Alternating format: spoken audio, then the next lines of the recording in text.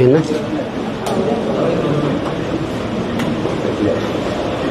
கேளுங்க. வடகிழக்கு பருவமழை தொடங்கியதுமே சென்னையில் மழை ஆனால் 4000 கோடிக்கு மேலே கட்டமைப்பு ஏற்படுத்தி வெள்ள பாதிப்புகள் ஏற்படாமல் தடுக்கப்படுவது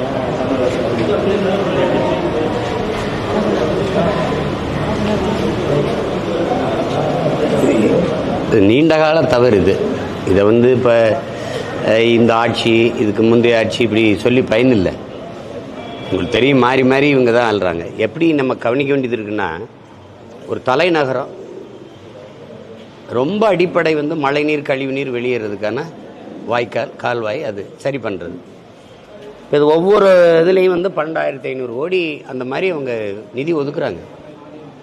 ஆனால் பெரிய வல்லுநர்கள்லாம் சொல்கிறது 2,500 கோடி இருந்தாலே சிறப்பாக கட்டமைச்சிடலான்னு தான் சொல்கிறாங்க.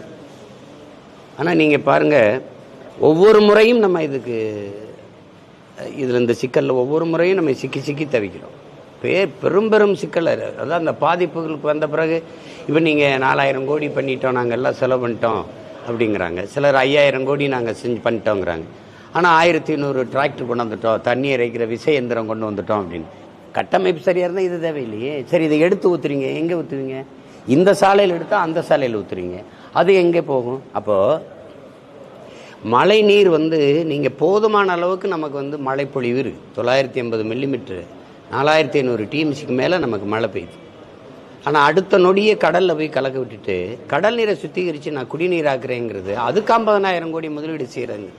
இந்த மாதிரியான ஒரு ஆட்சி முறையை நீங்கள் ஒரு பொதுவானவனாக பாருங்களேன். இது எப்படி? இது 50,000 கோடிக்கு நீர்த்தேக்கங்களை உருவாக்கி நீரை சேமித்து வச்சு அதிலிருந்து நம்ம குடிநீர் தேவைக்கு பயன்படுத்திக்காமல் கடல்லே திருப்பி விட்டுட்டு அப்புறம் கடல் நீரை சுத்திகரிக்கன்னா, இயற்கை சுத்திகரித்து உங்களுக்கு தூய குடிநீரை தருது. உங்களுக்கு கடல் அந்த கரையில் இருக்கிற மணலை கொஞ்சம் ஒரு அடி தள்ளி மணலை தோண்டிங்கன்னாவே தூய குடிநீர் கிடைக்கும். அங்கே கடல் நீர் உப்புக்கு இருக்கும், ஆனால் கொஞ்ச நேரம்னாலே அது தூய குடிநீர் கிடைக்கும். இயற்கை சுத்திகரித்து தூய குடிநீரை உங்களுக்கு கொடுக்கும்போது அதை சேமிச்சுக்கிறாம இந்த மாதிரியான ஆட்சி முறையை நீங்கள் எப்படி பார்ப்பீங்க? வந்தவொடனே தோண்டினாங்க, ஆனால் வேலை முடியலைன்னு இன்னும் சொல்கிறாங்க. அப்போ ஒரு தலைநகரில் இந்த அளவுக்கு கட்டமைப்பு இருந்தால் மற்ற மதுரை, சேலம், ஈரோடு, இந்த கோவை, திருச்சி இதையெல்லாம் எப்படி எடுத்துக்கிறது? எப்படி இருக்கும்னு பாருங்கள். இப்போ என் வீடு இருக்கிற பகுதியில் இப்போ நான் வாழ்கிற இடத்துல ரொம்ப சின்ன கொஞ்சம் அளவுக்கு தான் மழை பெஞ்சுது. ஆனால் சாலையில் பயணிக்க முடியாது. தண்ணி தேங்கினா தம்பி, தண்ணி வடிஞ்சிட்டா சாலை இருக்கணும்ல. தண்ணியோடு சேர்ந்து சாலையும் போயிருதே. அப்போ அதுக்கு பேர் என்ன சொல்கிறது? எப்படி சொல்கிறது? அவ்வளவு மோசமான கட்டமைப்பு. அதனால் இது ஓராண்டு ஈராண்டுன்னா பரவாயில்ல, பல முறை இவர்கள் ஆட்சியில் இருந்திருக்காங்க. 2 கட்சியும் தான் மாறி மாறி அதிகாரத்தை செலுத்தி இருக்குது, ஆட்சியில் இருந்திருக்குது. இப்போ இதை பற்றி அப்போ மக்கள் தான் நம்ம தொடர்ச்சியாக தோற்று கொண்டிருக்கிறோம், ஏமாளிகளாக இருக்கோம். இது எப்படி கொடுமை? மாற்று வழியை நீங்கள் தான் சொல்ல மாற்று இது மாற்று என்னதுக்கு?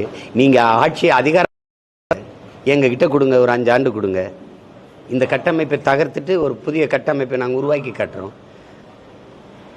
செய்யணும்னு நினைக்கணும்ல. நீங்கள் காவாய்க்கு ஒதுக்குன நிதி வாய்க்குள்ள போனால் காவாய் எங்கே இருக்கும்? எங்கே இருக்கும்? வெள்ளத்தில் பாதி. தமிழக அரசு கூட சொல்லி இந்த ஆளுநர் இன்னைக்கு தமிழகத்தை பாராட்டி சொல்ற மழை வருது, சரியா கையாண்டுருக்காங்கன்னு சொல்லிட்டு இந்த ஆளுநரை தான் அவங்க மாற்ற சொன்னாங்க. புதிதாக பொறுப்பேற்றிருக்கிற அருமை தம்பி கோவி செழியன் அவர்கள் சொல்கிறாங்க பாருங்கள், ஆளுநரோட எந்த மோதல் போக்கையும் கடைப்பிடிக்க வேணான்ட்டு முதல்வர் எனக்கு அறிவுறுத்திட்டாங்கன்ட்டு. இந்த பதில் போதுமா இல்லை மறுபடியும் எதுவும் சொல்லணும்?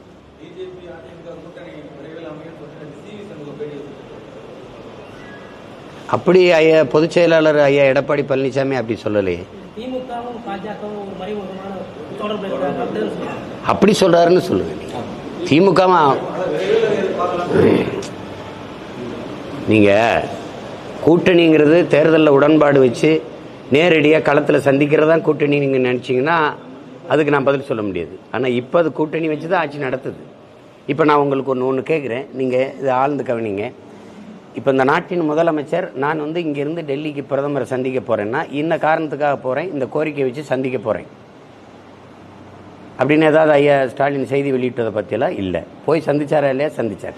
இந்தந்த கோரிக்கைகளை வச்சு இது நிதி தேவை இதை சொல்லியிருக்கேன், இது தேவை சொல்லியிருக்கேன், வலியுறுத்தி பேசியிருக்கேன் அப்படின்னு பிரதமர்கிட்ட பேசினேன்னு வெளியில் பத்திரிகையாளரை சந்தித்து பேசுனது நீங்கள் கேட்டீங்களா? இல்லை. தம்பி உதயநிதி இந்தியாவே பல மாநிலங்களை பாரதிய ஜனதா ஆண்டது. அந்தந்த மாநில முதலமைச்சரையாவது பிரதமரை சந்தித்து நீங்கள் பார்த்தீங்களா? இல்லை. எந்த மாநில விளையாட்டுத்துறை அமைச்சரையாவது சந்தித்து பார்த்தீங்களா? இல்லை. இவருக்கு நேரம் கொடுத்து சந்திச்சார். என்ன பேசுனாங்க? எதுக்காக சந்திச்சாரு? சந்திக்க போகும்போது இதுதான், இதுக்காக சந்திக்க போகிறேன், சந்திச்சுட்டு இதுக்காக சந்தித்தேன், ஏதாவது சொல்லப்பட்டதா? நீங்கள் பொண்ணு எடுத்தவங்க சம்பந்தியை மாதிரி போகிறீங்க, வாரீங்க, சந்திக்கிறீங்க, எந்த நேரம்னாலும் சந்திக்கிறீங்க, 15 நிமிஷம் நேரங்கிறீங்க, 45 நிமிஷம் பேசிட்டு வரீங்க. இதெல்லாம் கூட்டணி வச்சா கூட கிடைக்காதே. மறைமுகமா அதை திருப்பி சொல்கிறேன். அந்த வார்த்தையை எதுக்கு சொல்கிறீங்க? மறைமுகம் நேரடி தான். இப்போ ஐயா ஸ்டாலின்னு சொல்கிறாரு பாருங்க, நீங்கள் எங்களுக்கு இந்த நாணயம் வெளியிட்டு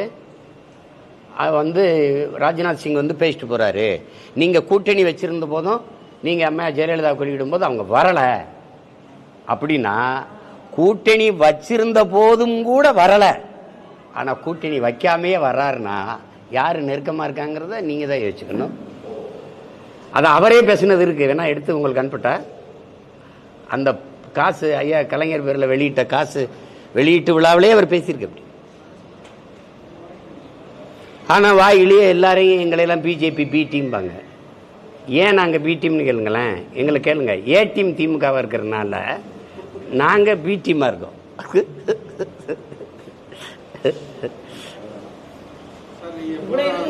தம்பின்னு சொல்லி விஜய் இந்த தொகுதியில மாநாடு நடத்துறாரு, அண்ணனா உங்களுக்கு அழைப்பு வந்திருக்கா? அப்படி அழைக்கக்கூடாது, யாரையும் அழைக்கக்கூடாது. கட்சி தொடங்கும் போது அது தம்பி தான் நின்று இது பண்ணணும். அதுதான் நாங்கள் அவர்கிட்ட பேசியிருக்கு. அதுதான் அறிவுறுத்துவோம். ஒரு அண்ணனா கட்சி தொடங்கும் போது அவர் தன்னுடைய தொண்டர்களுக்கு தன்னுடைய தோழர்களுக்கு என்ன சொல்ல நினைக்கிறாரோ அது அவர் தான் சொல்லணும். இப்போ நான் அழைச்சிட்டு போய் நான் என்ன பேசுறது, நான் பேசி சரி நான் போகிறேன், நான் என்ன பேசுறது சொல்லுங்கள். அது நேர விரயம், அது தேவையற்றது. இப்போ என்னை அழைக்கிறாருன்னா என்னுடைய கட்சி தம்பிகள், என்னுடைய தம்பி தங்கைகள் என்னை தனியாக அனுப்ப மாட்டாங்கல்ல. அவங்க பலாயிரக்கணக்கில் வரும்போது என் கட்சியை கூடிய தூக்கிட்டு வருவாங்க, இவரை கூப்பிட்டா இவர் கட்சி கூடிய தூக்கிட்டு வருவாங்க, அவர் கூட்டிட்டு வந்து வருவாங்க. நான் மேடையில் வரும்போது நான் வாழ்கம்பாங்க கை தட்டுவாங்க. இது இப்போ யார் கட்சி மாநாடு, யார் கட்சி மாநாடு? அது அவர் கட்சி, அவர் கட்சி கொடி, அவர் கொள்கை, அது அவர் தான் செய்யணும். அது ஒரு அண்ணனா நான் அதுதான் அறிவுறுத்தினேன், அதுதான் அறிவுறுத்துவேன், அதுதான் செய்வார். அது போட்டு அவர் ஒன்றும் சொல்ல முடியாது. வேற ஏதாவது கேள்வி? இந்த மாவட்டத்தில் 2 மாவட்ட தலைவர் உட்பட ஒரு 5 நிர்வாகிகள் உள்ளிட்டவர்கள் கட்சி விட்டு வெளியேறாங்க. சில கோபம் தான் சொல்றாங்க. அவரும் இந்த கட்சி தொடங்கிய தமிழக வெற்றி கழகத்துக்கு போகல, எப்படி பார்க்குறீங்க? நமக்கு வேணாம் அப்படிங்கும்போது அவங்க எந்த கட்சிக்கு போனாலும் வாழ்த்துறது தான், அதனால ஒன்றும் இல்லை. சரி, அண்ணன் கட்சியிலேருந்து தம்பி கட்சிக்கு போகிறாங்க, மகிழ்ச்சி தானே. வேற ஏதாவது தமிழகத்துக்கு முன்பாகவே சட்டமன்றத்துக்கான வேட்பாளர்கள் தயார் செய்யறதுக்கு குற்றச்சாட்டு வைக்கிறாங்க. இது ஊருக்கு சம்மந்தம் பண்ணாத நிறுத்துறதுக்காக தயார் செய்யறாங்க, அதெல்லாம் போராடுற மாதிரி குற்றச்சாட்டு வைக்கிறாங்க. இப்போ ஜெயலலிதா எம்ஜிஆருக்கெல்லாம் இந்த ஊர்களில் தொகுதிகளில் சம்மந்தம் இருந்ததா? அப்படி இது இருக்கா? பாகிஸ்தானில் வேட்பாளர் போடுறோமா? சம்மந்தம் இருந்ததுன்னா நீ அன்னைக்கே வெளியேறி இருக்க வேண்டியதானே. நீ பெரிய சிங்கம் யார்? நீ வேட்பாளர் அறிவிச்சோன்னு எந்திரிச்சு போக வேண்டியதானே. நீ இவனால என்ன பண்ணிட்டு இருந்த? கோமாவில் இருந்தியா? யார் நீ? அப்படிலாம் வேட்பாளர் கொடுக்கும். நீ உனக்கு எந்த கட்சி சீட்டு கொடுக்குதோ அங்கே போ. இப்போ போய் சேருவில்லை, உனக்கு சீட்டு கொடுத்துட்டு தான் மற்ற வேலை பார்க்கும் அந்த கட்சி. போய் சேருப்போ. உடனே மாவட்ட செயலாளர் தொகுதி அதெல்லாம் கொடுத்துருவான். போ. வேற ஏதாவது கேளுங்க தம்பி. நாட்டுக்கு மக்களுக்கும் பிரச்சனை ஏதாவது இருக்கா அதை பேசுவோம். நீங்கள் கேளுங்க. எங்க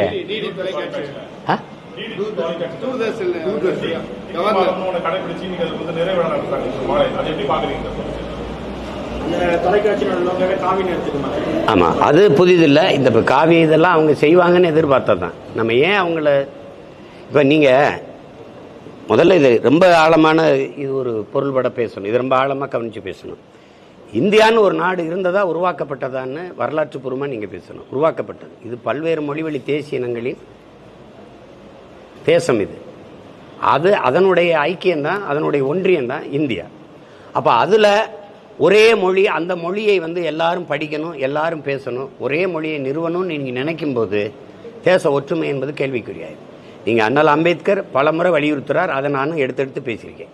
நாம் வாழ்கிற நாட்டை விட சார்ந்து இருக்கிற மதம் பெரிது என்று நம்பிக்கொண்டு நீங்கள் செயல்பட தொடங்குவீர்களே ஆனால் இந்த நாடு சுக்கு சுக்காக சிதறுவதை யாராலும் தடுக்க முடியாதுன்னு அறிவாசன் அண்ணல் அம்பேத்கரே சொல்றார். இப்போ அதில் இவங்க உன் தாய் அழகானவள் அறிவானவள்னு சொல்ல உங்களுக்கு உரிமை தகுதி உண்டு. என் தாய் இழிவானவள் அசிங்கமானவள்னு சொல்றதுக்கு தகுதி உலகத்திலே எவருக்கும் கிடையாது. நீங்க எல்லாருமே பேசுறீங்க உலகத்தின் மூத்த மொழி தமிழ், இந்திய மொழிகளில் மிக மிக தொன்மையான மொழி திருப்பி அவர் எடுத்து சொல்றாரு. ஆனாலும் அந்த கருத்தை எவரும் மறுக்க இயலாது. அப்படி இருக்கும்போது நீங்க இந்தி வாரம் கொண்டாடிக்கிறீங்க, அதிகாரத்தில் இருக்கனால நாடங்களும் கொண்டாடுறீங்க. என் மாநிலத்துக்கு வருது, கர்நாடகத்துக்கு வருது, ஆந்திரா எல்லா இடத்துலையும் கொண்டாடுறீங்க. ஆனால் இந்த பொதிகை தொலைக்காட்சி யார் காசில் நடத்தப்படுது?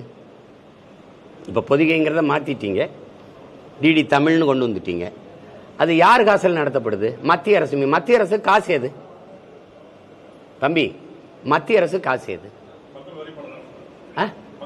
இல்லை இல்லை, பல்வேறு மாநிலங்களின் காசு தான் மத்திய அரசு காசு. மத்திய அரசுக்கு நிதி வருவாய் பெருக்க இருக்கா? இல்லை. தமிழ்நாடு, கர்நாடகா, ஆந்திரா, கேரளா. அப்போ என் காசு வேணும், என் மொழி வேணாம்னா இப்படி? என் வரி வேணும், என்னுடைய மொழி வேணாம்னா இப்படி? அதே மாதிரி இப்ப நான் தமிழ் வாரம்னு கொண்டாடினா என்னை அனுமதிக்குமா? என்னைய பாசிஸ்ட்ங்கிறீங்க, இனவெறியங்கிறீங்க, செப்பரேட்டிஸ்ட்ங்கிறீங்க, மொழி வெறியங்கிறீங்க. அது எப்படி? தமிழ் படினா தமிழ் சாவனிசம், தமிழ் தீவிரவாதம்ங்கிறீங்க. சமஸ்கிருதம் ஹிந்தி படினா அது இந்தி தீவிரவாதம், சமஸ்கிருத சாவனிசமா இருக்காதா? அது கேட்கிற வேண்டிய ஆள்கள் அந்த கேட்கிற தலைமை சரணடைஞ்சிட்டதுனால தான் பிரச்சனை. இதை பேசுவாங்களா? இது ஐயா ஸ்டாலின் எடுத்து பேசுவாரா? எது இப்படி பண்ணிட்டு இருக்கீங்கன்னு? இல்லை தமிழ் வாரம் நான் நடத்துறேன் அனுமதி கொடுப்பாரா? தமிழ்நாட்டு கொடியேற்ற எங்களை அனுமதிப்பாங்களா? நவம்பர் 1ஆம் தேதி அனுமதிக்கிறாங்களா? வழக்கப்படுவாங்க. ஆனால் கன்னட நாளில் எந்த கட்சிக்காரனாக இருந்தாலும், எந்த மத்திய அமைச்சராக இருந்தாலும், எந்த கட்சியின் உறுப்பினராக இருந்தாலும் கன்னட கொட்டியை கட்டிட்டு பறக்கணும், அதை பயணிக்கணும். அரசு அலுவலகங்களாக இருந்த மத்திய அரசு அலுவலகமாக இருந்தாலும் இந்த கன்னட கொடி பறக்கணும். வேணா நீங்க ரொம்ப அருகில் இருக்கிறீங்க, நீங்க பாருங்க பறக்குதா இல்லையான்னு பாருங்க. இதே நவம்பர் 1 பறக்குதா இல்லையான்னு பாருங்க. என்னை ஒரு கொடியத்தை இவங்க அனுமதிப்பாங்களான்னு பாருங்க. ஆனா தமிழும்பாங்க, தமிழன்பாங்க, தமிழன் வாக்கு வேணும், தமிழ் இருக்கக்கூடாது, தமிழன்கிற உணர்வு இருக்கக்கூடாது, தமிழன் எவனும் உயிரோடு இருக்கக்கூடாது. அப்படின்னா எப்படி? நான் இந்தி வாரம் அவங்க நடத்துறத நான் மகிழ்ச்சியா வரவே இருக்கிறேன். அதே மாதிரி என்னைய நடத்த வர அனுமதிச்சிருங்கிறேன். நாங்க மாதம் கூட நடத்தல, தமிழ் வாரம் நடத்துறோம், அதுக்கு அனுமதிங்கன்னு தான் சொல்றேன். தொடர்ந்து பாத்தீங்கன்னா அந்த மீனவர்களும் கொண்டாடுதான் இருக்கிறாங்க, தாக்கப்பட்டு இருக்காங்க, தொடர்கதையாவே இருக்குது. சலிச்சுக்கிறீங்க, வருத்தப்படுறீங்க, மாற்று அதுக்கு என்ன செய்யலாம்னு சொல்லுங்க. கோபப்பட மாட்டேங்கிறீங்க. யார் காரணம்னு சொல்லுங்க. நான் இல்ல உங்க எல்லாத்தையும் கேட்கிறேன். எங்க அண்ணன் அந்த தமிழீழ மண்ணில் தன்னுடைய படையோடு ஆயுதத்தோடு நிற்கும் போது இத்தனை மீனவன் கொல்லப்பட்டானாங்கிறதான் கேள்வி, சிறைபிடிக்கப்பட்டானாங்கிற கேள்வி, படகு பறிக்கப்பட்டதாங்கிறது கேள்வி, வலை கிழிக்கப்பட்டதா, இப்படி நிர்வாணப்படுத்தப்பட்டானா, கொதிக்கிற வெப்பத்தில் அடிக்கிற வெப்பத்தில் காய வச்சு இரும்பு தகட்டில் அந்த சில்வர் தகடு இந்த தகட்டில் முட்டிக்கால் போட விட்டானா? போட முடிஞ்சதா? சிங்களானால படகு பறிச்சு ஏல விட முடிஞ்சதா? அப்ப யாரு இந்த மண்ணுக்கு மக்களுக்கு இந்த நாட்டு குடிகளுக்கு பாதுகாப்பா நின்றவன் யாரு? அப்ப நாங்க தீவிரவாதிகளா? நீங்க யாரு? சொந்த நாட்டு மக்களை பாதுகாக்க வக்கற்ற இந்த ராணுவங்கள், இந்த அதிகாரங்கள் யாருக்கானது? 850 மீனவனை சுட்டே கொண்டிருக்கான். இன்னும் எத்தனை 100 பேர் சிறையில் இருக்கான். எவ்வளவு பேர் படக பறி கொடுத்துட்டு வாழ்வாதாரத்திலிருந்து நிற்கதியா நிற்கிறான். இந்த நாட்டில் நாங்கள் தமிழர்களாக பிறந்ததை தவிர செஞ்ச பிழை என்ன இருக்கு? அப்ப இந்த அதிகாரம் யாருக்கு நிறுவப்பட்டிருக்கு? 39 உறுப்பினர்கள் 40 உறுப்பினர்களை நாடாளுமன்றத்துக்கு கொண்டு போய் இது குறித்து பேசினது என்ன? நீங்க என்கிட்ட கேள்வி கேட்கிறீங்க, நான் உங்களுக்கு பதில் சொல்லிக்கிட்டே இருக்கேன் ஒவ்வொரு முறையும். ஆனா இவர்கள் பாராளுமன்றத்தில் எழுப்பின கேள்வி என்ன, நடத்திய தர்க்கம் என்ன, அது குறித்து கவனத்துக்கே கொண்டு போகாம மறைக்க காரணம் என்ன?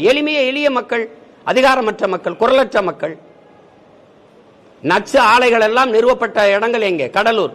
எங்கெங்க குரலற்ற எளிய மக்கள் இருக்காங்களோ, எண்ணூர்ல, தூத்துக்குடியில அதிகமா மீனவ மக்கள் வாழ்கிற இடங்கள்ல தான் இந்த நச்சு ஆலைகள் நிறுவாங்க. சிப்காடும்பாங்க, சைமாம்பாங்க, அணு உலைம்பாங்க.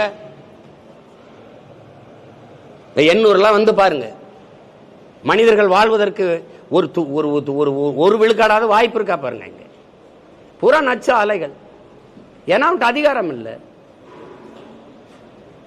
அவன் கத்துற சத்தம் வந்து கிணத்துக்குள்ள இருந்து கத்தனா எப்படி இருக்குமோ அப்படி ஆயிருது.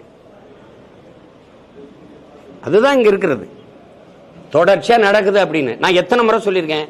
நீ கேட்டா சிரிப்பீங்க. ஒரே ஒரு முறை என்னை அதிகாரத்தில் இருக்கவங்க இந்த அதுல ஒரு தடவை என் மீனவனை சிங்களம் தொட்டான்னா காலையில கையெழுத்து போட்டு பதவியில வெளியில இறங்கிடுறேன், கீழே இறங்கிடுறேன்.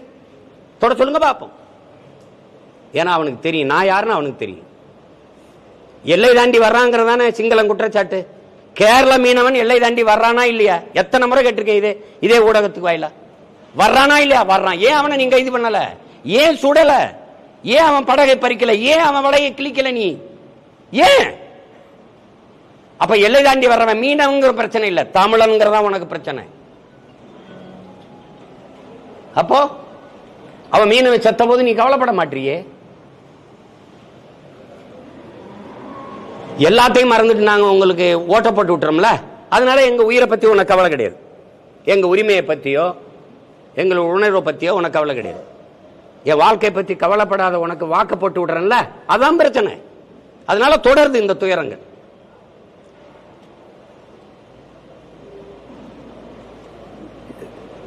நான் நெய்தல் படை அமைப்பேன்னா சிரிக்கிறது. நீ கோஸ்ட்கார்டு போடுற மாதிரி தான் நான் இதை பண்ணுவேன்.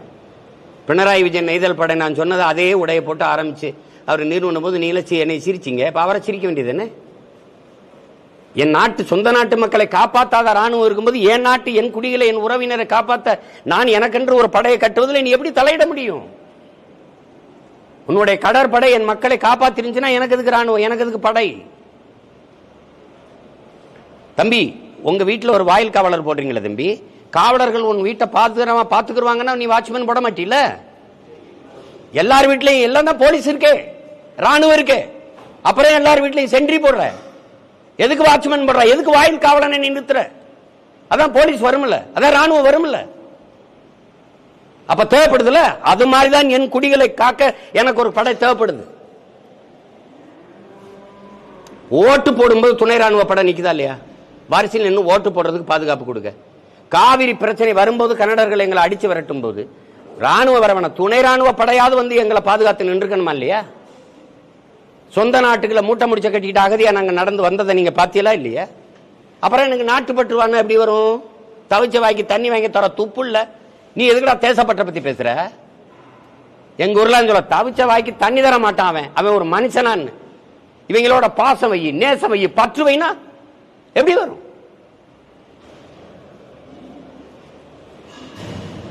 ஒவ்வொரு முறையும் அடிச்சு விரட்டுவான்.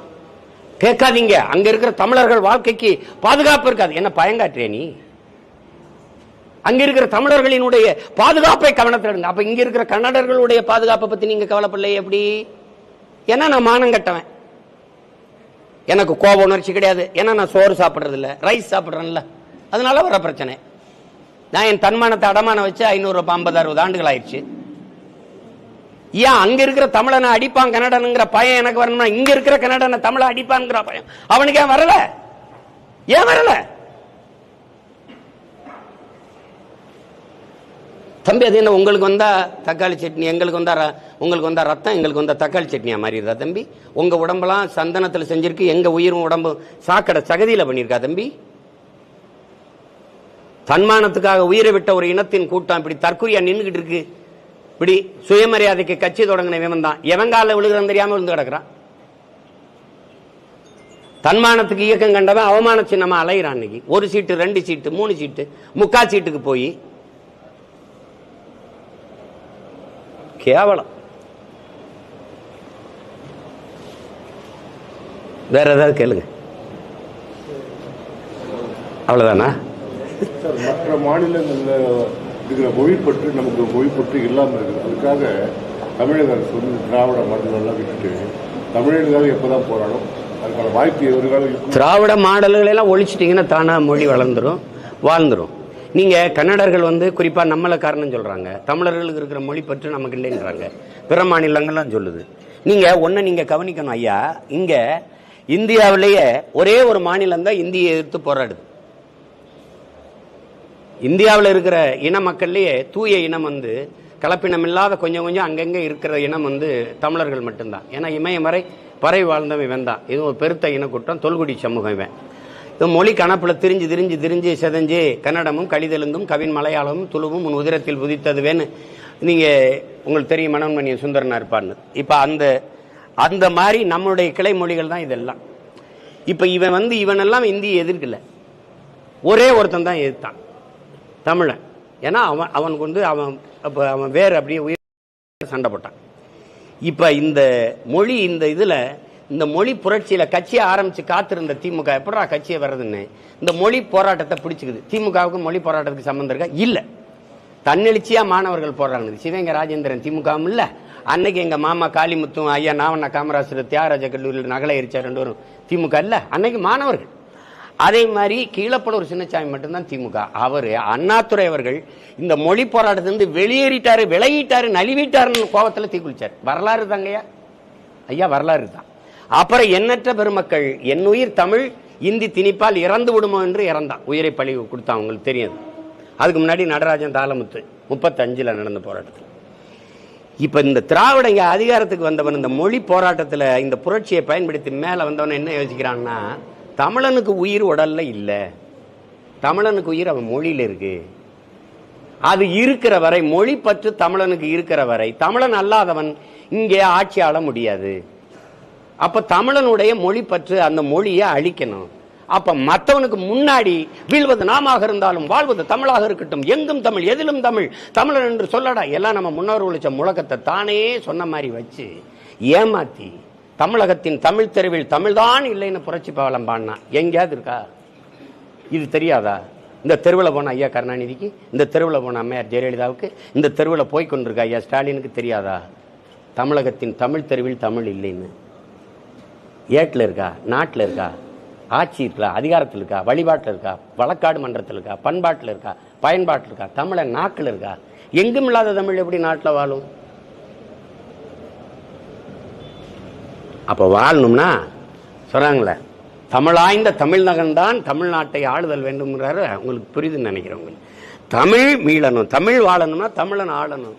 அவன் தமிழனா ஆளணும், தமிழன் ஆளணும், அவன் தமிழனா ஆளணும். தாய்மொழி மீட்சிக்கு அவன் அரும்பாடாற்றணும்.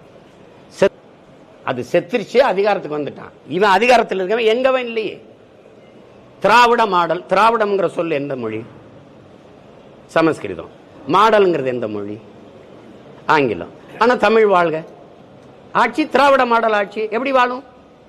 எப்படி வாழும்? 20 வருஷத்துக்கு முன்னாடியே கலைஞர் முதலமைச்சராக இருக்கும்போது அனைத்து அரசு பேருந்துகளும் பார்த்தா திருக்குறள் தமிழ்ல தான் எழுதி வச்சிருக்காங்க. தமிழ் எழுதுறீங்க, திருக்குறள்ல பேருந்துல தமிழ்ல எழுதிட்டா, தமிழ்ல எழுதிட்டா தமிழ் வாழ்ந்துருது. தமிழ் பள்ளிக்கூடி திருக்குறளை படிக்க எத்தனை பள்ளிக்கூடம் வச்சிருக்கீங்க? திருக்குறள்ல பேருந்துல ஒரு சின்னதா ஒரு திருக்குறள் எழுதி வச்சுட்டா தமிழ் வாழ்ந்துரும். உங்களுக்கு விளம்பர பலகைகள் கடை தெருவில் இருக்கா? தமிழ் பயிற்றுவிக்க தமிழ் பாடமொழியாவது இருக்கா? சொல்லுங்க. நீங்க எங்கேயோ பேருந்துல திருக்குறள் எழுதி வச்சிருந்தாங்க, அது நீங்க இல்லைன்றீங்களே தமிழ்னு. இவ்வளவுதான் எங்க நிலைமை. என்ன உங்களுக்கு எங்களெல்லாம் பார்த்தா உங்களுக்கு நக்கலா தெரியுது? என்ன வா, இப்ப நீங்க எந்த பத்திரிகையில் இருக்கிறீங்க? வாங்க 2 பேரும். நீங்க சன் டிவி வாங்க, கொஞ்சம் இருங்க, வாங்க தெருவுக்கு வாங்க, எங்க கூட வாங்க. நீங்க வேலை செய்யறதே சன் டிவி, அப்புறம் எப்படி தமிழ் வாழும்? இங்க வாங்க, இந்த தெருவில் நீங்க படம் எடுங்க, உங்க கருவியை வச்சுட்டு எடுங்க. நாங்க ஒவ்வொரு விளம்பர பலகையா காட்டுறேன். தமிழ் எங்கேயுமே இல்லைன்னு சொல்றீங்களே, எங்கேயாவது இருக்குன்னு காட்டுங்க. நான் அப்படியே போயிடுறேன் ஊருக்கு, எங்க ஊருக்காரனே ஊருக்கு போய் விவசாயம் பார்க்குறேன். இந்த வேலையை நீங்க செய்யுங்க, உங்க ஆளுகளே வச்சு செய்யுங்க. தம்பி, உங்களுக்கு அதிகாரத்தில் உட்கார வச்சு உங்களை வாழ வச்சுக்கிட்டு இருக்கிறது என் மொழி, என் இன மக்கள். அதெல்லாம் நன்றி உணர்வோட பாருங்க. நீங்க நன்றி உணவோட பாருங்க. இவன் வந்து வட இந்தியக்காரன், இந்த தொலைக்காட்சி உரிமையாளர். அவனாவது தமிழ்னாவது போட்டிருக்கான், நியூஸ் தமிழ் ஏதாவது. இது நீங்க இங்க பலமுறை ஆட்சியில் இருந்தாளுங்க, இதாவது தந்தினாவது இருக்குது. இது தினமலர்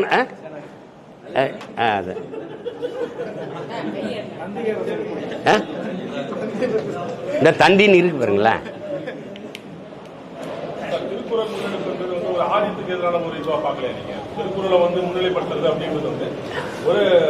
எங்க முன்னிலைப்படுத்து? பேருந்துல எழுதி வைக்கிறதா என்ன தம்பி நீங்க பேச்சு? பள்ளி திருக்குறளுங்கிறத அப்படி பார்க்க. திருக்குறள் தமிழனுக்கு வேதம்ங்கிறதே திருக்குறள் தான் தம்பி. மறைமலை அடிகளார், நம்முடைய தாத்தா தனித்தமிழ் அடிகளார், தமிழனுக்கு வேதமாக திருக்குறள் தான்டா இருந்திருக்கணும். ஏன்னா அது போதிக்காத ஒரு நன்னெறியை உலகத்துல எந்த இதுவுமே போதிக்கல. அதுவே போதுமானது. உலகத்தில் எல்லா மானுடனுக்குமான நெறி அது, வாழ்வியல் நெறி. அதை நாம கற்கல. ஏன்னா உள்ளூர் மாடு விலை போகாதுன்னு எங்களவன் சொன்னதுனால அது அடுத்தவன் மொழி எனக்கு அழகு அறிவுன்னு நினைச்சல, அதுல வீழ்ந்தேன் நான். எதுல கொண்டு போறாங்க தம்பி? நீங்க எத்தனை பேருந்துல போறீங்களா? உங்க பிள்ளை எல்லாம் பேருந்துல போதா தம்பி? பேருந்து மூலமா திருக்குறளை வளர்க்கிற பெருமக்களை நான் இப்பதான் பாக்குறேன் தம்பி, இப்பதான் பாக்குறேன். பேருந்தில் எழுதி வச்சால் திருக்குறள் வாழ்ந்துரும், திருக்குறளை எல்லாரும் படிச்சுருவாங்க. பேருந்துல போறவங்க திருக்குறளை படிக்க போறாங்களா, ஊருக்கு போக போறாங்களா தம்பி? என்ன தம்பி நீங்க இப்படி எல்லாம் பேச ஆரம்பிச்சிட்டீங்க தம்பி? நீங்க மறையோதும் பள்ளிகள் உருவாக்கணும் தம்பி. திருக்குறளை எல்லாரும் படிக்கிற மாதிரி ஏற்படுத்தணும். நீங்க வந்து பேருந்துல எழுதி இருக்குல்ல அப்படின்னா, இப்ப திருக்குறள் படிக்கணுமா? நாங்க இருங்க, திருக்குறள் படிக்கணுமா பேருந்துல ஏறி ஏறி போய் இறங்கி படிச்சுட்டு வரணும். என்ன ஒரு குறள் ஒரு மாணவர் தினந்தோறும் சொல்லணும். எல்லா பள்ளிக்கூடத்துல, அரசாங்க பள்ளிக்கூடத்துல இது நடைமுறையா இருக்கு. எந்த ஊர்ல இருக்கு? எங்க ஊர்ல விழுப்புரத்துல இருக்கு.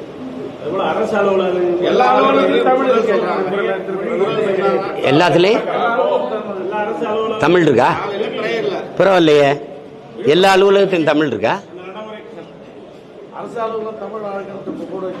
தமிழ் வாழ்கன்னு பலகை இருக்கு. தமிழ் உள்ள இருக்கா? கோப்புல இருக்கா? இருக்கா? உங்களால தடையின்றி தமிழ்ல பேச வருமா? ஆங்கிலம் கலவாம பேசுவீங்களா ஐயா? பேசுவீங்களா? பேசுவீங்களா ஆங்கிலம்? அப்புறம்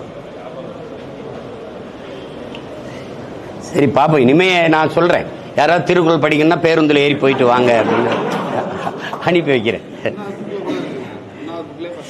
ஏதாவது நகைச்சுவையா பேசிருக்காதப்பா.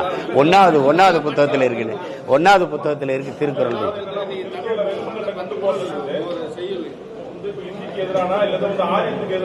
அத போய் இந்திக்கு எதிரானது, ஆரியத்துக்கு எதிரானது. திருக்குறளை தமிழர்கள்ட்ட நம்ம கொண்டு போய் படிக்க வைக்கணும். தமிழனுடைய மறை, அது வாழ்வியல் நன்னறி. அதன்படி கற்றவை, அது சொல்றதில்ல, கற்க கசடர கற்பவை கற்றவை நிற்க அதற்கு தகன, அதன்படி நின்று வாழ்வது என்பது அது தமிழனுடைய பொறுப்பும் கடமையும். அதை போய் இதுக்கு எதிர அதுக்கு எதிர்ன்னு பேசக்கூடாது. இந்திக்கு எதிரா நீங்க எங்க இயங்குறீங்க? ஜல்ஜீவன் ஒரு திட்டத்தை கொண்டு வரீங்க. ஜல்ஜீவன் என்ன தம்பி? நீர் சுத்திகரிப்பு தானே, அதுதானே. நீங்க அது ஜல்ஜீவன் மத்திய அரசு திட்டம்ங்கிறீங்க. அப்படிதான் மாத்திரை மருந்து இருக்குல்ல, அந்த மூலமா ஆங்கிலத்தை ஒன்னு சொல்லலாம். ஆனால் ஜின், நோவால் ஜின், அது என்னன்னு தெரியாது, ஆனா அது புழக்கத்துக்கு வரும். மாத்திரை பேர்ல அப்படியே கொண்டு வருவான், அத்தியாவசியத்தில் தள்ளுவான். இப்ப நீங்க அப்படிதான் எந்த அரசு, ஒன்றிய அரசு கொண்டு வர எந்த திட்டத்துக்கு இந்தி பேரா வைப்பான். நீங்க தமிழ் படுத்த வேண்டியதானே, அது செய்யறது இல்லை. இங்க பாருங்க, எல்லா இடங்கள்லையும் இந்த அரசு நிறைவேற்ற குடிநீர் திட்டங்கள்லாம் ஜல் ஜீவன் திட்டம் அப்படின்னு இருக்குது. அது ஏன் இந்தி சொல்லு வருது? இந்திக்கு எதிராக போராடுறது நீங்க எப்படி போராடுனீங்க? இந்தி தெரியாது போடாங்கிறீங்க. ஆனா ஒவ்வொரு இதுலயும் அது இந்தி தானே இருக்குது. அதை எதிர்த்து பேசுறது இல்லையே நீங்க பேசுறது இல்லையே. அதிகாரத்துக்கு வர்றதுக்கு முன்னாடி அவருக்கு கருப்பு கொடி பிடிச்சிங்க, வந்த பிறகு கொடையை கூட வெள்ளையா தான் பிடிச்சிங்க. அப்புறம் எப்படி அது நீங்க இந்தியை வீழ்த்தி தமிழை வளர்ப்பீங்க? அப்ப இந்திய திணிப்பதில் காங்கிரஸோட பிஜேபி வந்து தீவிரமா இருக்கு சொல்றீங்களா? அவங்களுக்கு இந்தியை வந்து எல்லா இடங்களையும் கொண்டு போய் இந்தியாவை ஒரே நாடாக்கணும், ஒரே மொழியாக்கணும், ஒரே மதமாக்கணும். அதுதான் அவங்களுடைய கோட்பாடு. அதுக்கு அது ரெண்டு கட்சிக்குமே கொள்கை அதுதான். அதுதான் அவங்க இந்தியை ஏன் திணிக்கிறீங்கன்னு ராகுல் காந்தி பேசுவாரா? இல்லை காங்கிரஸின் கொள்கை முடிவாது. திராவிட கட்சிகள் எதிர்க்குமா? நடிக்கும். எதிர்ப்பது போல நடிக்கும். உளமாற அது தமிழை நேசிச்சு இந்தியை வெறுக்குமா? இந்தியை தடுக்குமா? தடுக்காது. காங்கிரஸ் ஆண்ட போதுதான் தமிழகத்தில் வந்து வைகை சேரன் தமிழ் பேர்ல ரயில்கள் இயக்கப்பட்டது. இப்போ வந்து தேஜஸ் வந்தே பாரத் அப்படின்றதெல்லாம் கொண்டு வந்துட்டாங்க. இதை வச்சு பார்க்கும்போது நேரடியாக பார்த்தா பிஜேபி தான் வந்து ஹிந்தி திணிப்பு அதிகமாக பண்ண மாதிரி அது செய்யும். அதுக்கு இந்தியையும் தாண்டி அதனுடைய கனவு வந்து சமஸ்கிருதம் தான். இந்தியை அது ஒரு வழித்தடமாக கொண்டு வரதே ஒழிய அதனுடைய மொழி சமஸ்கிருதம் தான். அதை நிறுவதான் அது பார்க்கும். ஏன்னா தெரியும், அதுக்கு சமஸ்கிருதத்தின் குழந்தை தான் இந்தி. சமஸ்கிருதமும் பாரசீகமும் கலந்து பிறந்த குழந்தை தானே இந்தி. அதனால அது சமஸ்கிருதத்தை தான் வளர்க்க பார்க்கும். எல்லா புதிய கல்விக் கொள்கையில் சமஸ்கிருதம் இருக்கா இல்லையா? சமஸ்கிருதத்தை படிக்கிறோம். எதுக்காக படிக்கணும்?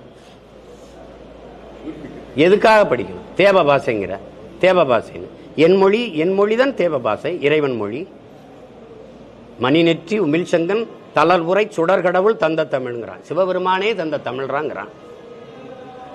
இறையனாரும் எம்பெருமான் முருகவேலும் கட்டி காத்த தமிழ் சங்கத்தின் இருக்குல்ல. முருகன் மொழி எது? சிவனின் மொழி எது? அது இறைவனின் மொழி தானே. கொங்குதேர் வாழ்க்கை அஞ்சிரை தும்பி காமம் செப்பாது கண்டது மொழியுமோன்னு செயல் எழுதி கீழே இறையனார்னு கையெழுத்திருக்க. அந்த இறையனார் யாரு? சிவனா இல்லையா? சிவன். அவனுடைய மொழி எது? தமிழ். அப்ப இறைவனின் மொழியே தமிழ் தானே. நீ என் மொழியை நீ கோயிலுக்குள்ள வராத, அங்க போ இங்க போ, அது நீ சபாசைன்ட்டு நீ ஓம் பாசையை தேவ பாசைன்னா அவரவர் அதான் நான் முதல்ல சொன்னதுதான். உங்க அம்மா அழகானவ அறிவானவன் சொல்லிட்டு போ, நல்லது பான்னு போறோம். அதுக்காக என் தாய் இழிவானவள் அசிங்கமானவள் அறிவு கட்டவள்னு சொல்லாது, முட்டாள்னு சொல்லாது. அது எப்படி ஏற்கிறது?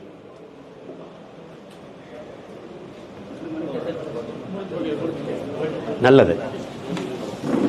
அப்ப திருக்குறள் படிக்கிறதா அதை போய் பஸ்ல படிக்கிறேன், பேருந்துல போய் படிக்கிறேன். 20 ஆண்டுகளுக்கு முன்பே வந்து கலைஞர் செஞ்சாருன்னு சொல்லுவாங்க. இப்ப இருக்கா செஞ்சாருன்னு